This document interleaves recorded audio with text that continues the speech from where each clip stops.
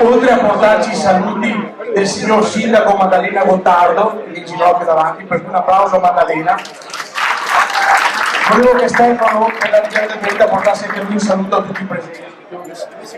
Grazie Paolo, buonasera, ringrazio tutti quanti per la presenza.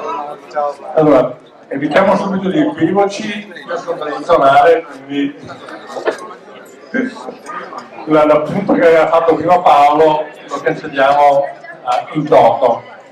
Io vi porto i saluti in maniera mia personale, ovviamente, vi porto anche i saluti di Maddalena, che stasera non può essere presente con noi.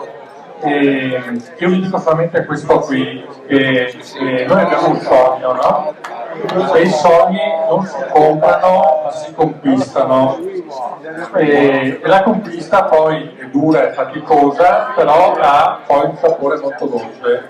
E noi, per pianino, con calma e con determinazione, conquisteremo l'indipendenza del Veneto.